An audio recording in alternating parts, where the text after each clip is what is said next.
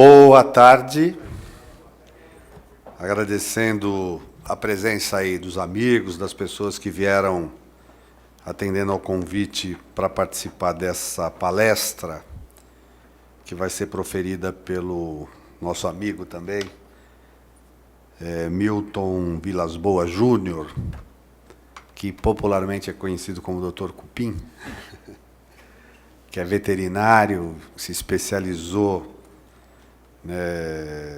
em estudar essa questão, que envolve aí uma população de cupins e como é que se dá todo o seu desenvolvimento. Ele vai falar um pouquinho melhor disso aí, porque é uma história muito específica, maluca, mas interessante, importante. Ele já está aqui na mesa, agradeço o Milton por ter vindo aqui, aceito o convite. Eu queria também chamar para vir compor a mesa aqui conosco o Bacelar Ramos. Ele é empresário e dono da PH6 Cosmético, que é patrocinador também, ambientalista e patrocinador desse projeto. Seja bem-vindo. Pode sentar aqui. Você fica aqui. Quero agradecer a presença da Marilza, da Secretaria da Educação, Salomão, um grande ambientalista. Está no Condema ainda, Salomão? Concidade, CMDU, né? Militante, um ativista antigo da nossa cidade aí pelas causas ambientais. Cumprimentar o Oswaldo Kaise, que é da Sanasa, que está aqui, os amigos da CPFL lá presentes também. Edson Ribeiro, Viviane, obrigado por aceitarem o convite de estarem participando aqui. Essa é uma ação do mandato. Nós temos procurado desenvolver e dar visibilidade a projetos, a ações na área ambiental que nós consideramos de relevância para a cidade, para a humanidade, né? Quando a gente fala de meio ambiente hoje, a gente está falando de cuidado com o futuro da humanidade. Eu acho que a humanidade chegou numa encruzilhada nesse momento da história, né, da civilização humana, que ela precisa decidir qual a relação que ela quer ter com a natureza, né? O nosso modelo de desenvolvimento hoje já se mostra totalmente insustentável, né? O homem já sobrecarrega o planeta numa capacidade 20% a 30% maior do que a capacidade de suporte do próprio planeta. E tem um dado que é conhecido de todo mundo que atua na área ambiental, né, que se o mundo fosse igualar o nível de consumo dos países do norte, principalmente os Estados Unidos, para atender essa necessidade de consumo para os 7 bilhões de habitantes do planeta, nós teríamos que ter 5 planetas, né? Iríamos consumir o recurso de 5 planetas. Então, não dá para continuar com esse modelo. Mas, de uma forma global, a gente sabe os efeitos disso. Vivemos também a questão das mudanças climáticas, que é uma realidade, né? Quem mora no Rio de Janeiro esses dias, Minas Gerais e alguns outros estados, enchente, né, em alguns pontos do país, seca novamente em algumas áreas do Nordeste, quer dizer, esses eventos extremos, nevasca em alguns estados americanos, né, são consequência das mudanças do clima, são uma realidade. E é claro que, para a gente tentar fazer frente a isso, ainda que todos os governos e tenha que ter políticas gerais para enfrentamento disso, é importante que, individualmente, cada cidadão também pare para refletir qual a contribuição que ele pode dar para tentar diminuir esse ritmo alucinante, devastador com que nós temos nos comportado aí, na sua mania de consumo. Mas os municípios também têm que fazer a sua parte. E dentro do município tem muitas coisas que podem fazer. E uma das grandes metas e desafios que a gente tem colocado também para Campinas é recuperar a nossa área verde, né, o nosso potencial arbóreo que foi dizimado pelo desenvolvimento da cidade, crescimento da cidade. E na hora que você elimina as árvores, você acaba gerando um outro problema, que você diminui a capacidade de produção de água, né? Hoje vivemos um estresse hídrico, Valinhos está tendo racionamento de água, Vinhedo está tendo racionamento de água, municípios da região. E uma das formas da gente garantir a produção de água no município, além de outras medidas que têm que ser tomadas, é preservar a vegetação, é entender que a árvore ela pode trazer inúmeros benefícios, entre eles ser reservatório natural de água e ajudar a manter nas nossas bacias aquela água que tão importante aí para o desenvolvimento, para as nossas vidas e para o desenvolvimento da região. E Dr. Cupim, a partir de um estudo específico, primeiro identificou, e ele vai falar disso, uma ameaça às árvores no nosso município, e tentando enfrentar essa ameaça, ele propôs desenvolver um projeto que ele chama Salvando Árvores, né?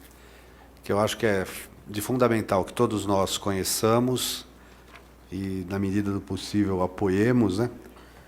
Para a gente tentar melhorar aí as condições também nessa área na cidade de Campinas. Então, foi com esse objetivo que eu fiz um convite e agradeço ao Dr. Milton Vilas Boas, né, por ter vindo, e também ao amigo Baselau, né, que um empresário, sabendo da responsabilidade social e ambiental da sua empresa, decidiu apoiar esse programa e veio aqui também nos prestigiar com a sua presença.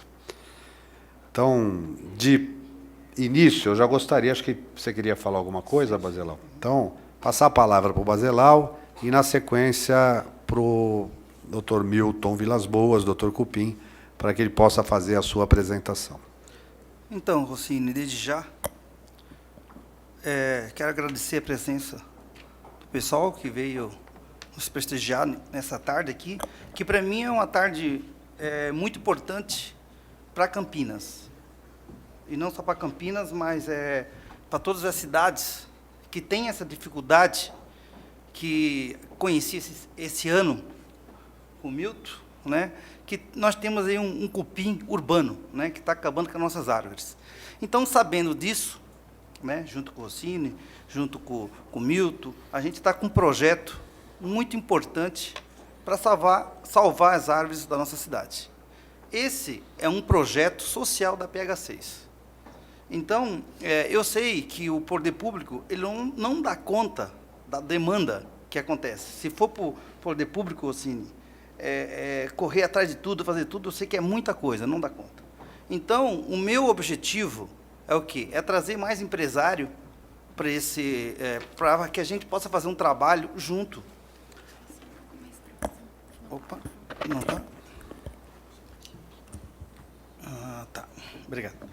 Então, o que eu quero é trazer mais empresário. Hoje o poder público está muito atarefado, tem muita coisa. Então, eu, como empresário, gostaria de trazer mais empresário também para esse setor, né? Então, a PH6, esse é um trabalho um programa de responsabilidade social. Eu, como empresa, né, que eu conheci esse projeto com o Milton me falou do projeto, eu vou abraçar esse projeto junto com os amigos, junto com alguns empresários que estão aí, e a gente está motivado para fazer esse trabalho.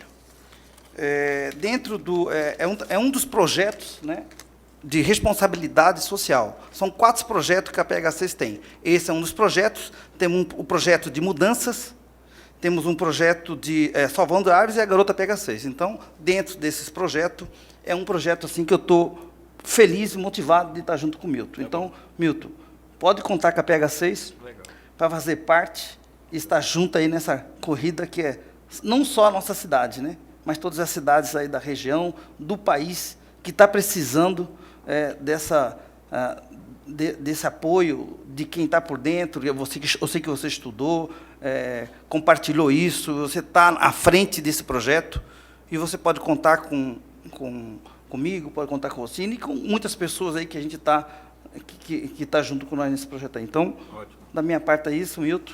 E acho que, Rossini, não sei se você... Agradeço aí a fala, Bacelar. E agora eu já queria, então, passar para o Milton para ele poder fazer aí a sua exposição. Então, alô, oi. Bom, sou grato à presença de vocês, e esse cupim é um cupim bem interessante, que eu vou conversar a respeito dele, e ele é considerado uma praga invisível. E ele é interessante também porque ele é extremamente discreto, e as pessoas desconhecem. Então, nós temos aí algumas coisas para conseguir reverter o processo. Vamos lá. O programa é chamado de Programa Salvando Árvores.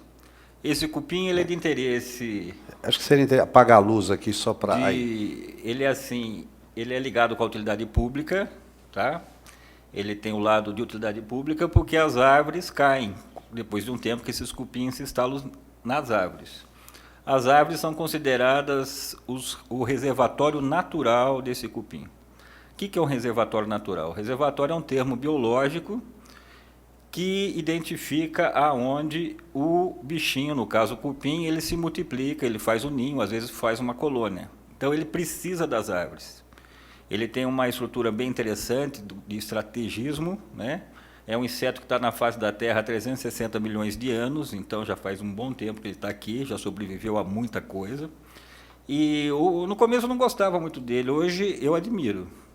E a gente, estudando um pouquinho da biomimética, que chama, é uma ciência que estuda a natureza e tenta imitar a natureza.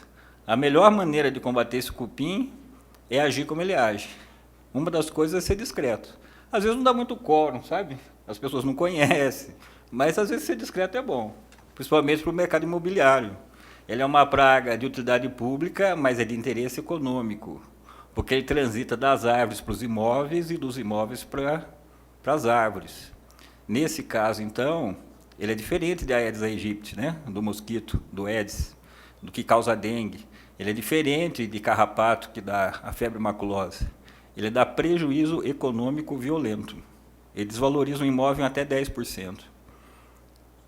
Bom, então eu vou falar para vocês poderem entender, e a gente vai acompanhando. Então vamos lá. O programa chama Programa Salvando Árvores. Existem alguns tipos de cupins para a gente poder se situar. Tem o cupim de montículo, que é aquele que a gente vê em pasto, geralmente é terra pobre, terra que já não tem uma biodiversidade, né? Uma terra que foi muito espoliada. Então, esse cupim encontra uma situação propícia para ele desenvolver. Existe o cupim de madeira seca, que é um que deixa que nem um pozinho, uma bolotinha. Esse é muito encontrado, às vezes, na gaveta, em móveis, geralmente de pinho. Ele tem a colônia pequenininha, é outro tipo de cupim. E tem o cupim subterrâneo, que é esse que a gente vai conversar a respeito dele. Existem os cupins subterrâneos do Brasil, nacionais, e tem o cupim subterrâneo exótico, que veio de fora. Do que veio de fora, o pior que tem é o de origem asiática, chamado de Coptotemis gestroi, ou também de Coptotemis avilandi. Tá? Esse é o nome dele. Ele é asiático. Todos os cupins são considerados insetos sociais. Então, ele tem o quê? Ele tem um ciclo biológico, ele tem as castas dele. Então, vamos lá. Tem, por exemplo, agora a época de revoada tem aleluia. Tudo aquilo lá que sai voando, aqueles bichinhos que saem voando no pôr do sol, né? No pôr do sol da primavera, num momento bem romântico, todos aqueles bichinhos que voam são príncipes e princesas. Metade macho, metade fêmea. Tem cupim de montículo, cupim subterrâneo, cupim de grama, cupim, tem tudo quanto é cupim. Todos têm o hábito bem parecido. O subterrâneo está junto. Aí, aquela aleluia, o que vai acontecer? Eles vão se encontrar lá voando, um gosta do outro, desce no chão, corta as asinhas, a gente só acha a asinha dele no dia seguinte, se acasalam, entram para dentro da terra e começam um ninho, né? Desse ninho ele vai botar os ovos, e desses ovos vão ter o quê? Vão ter os jovens que vão saindo, a maioria são os operários. Ele já nasce praticamente trabalhando. Junto com os operários tem os soldados, tem os reprodutores de substituição. Aí ele vai crescendo, os reprodutores de substituição são aqueles que mais tarde, com o tempo, acabam se transformando em aleluia e se faz novamente o ciclo.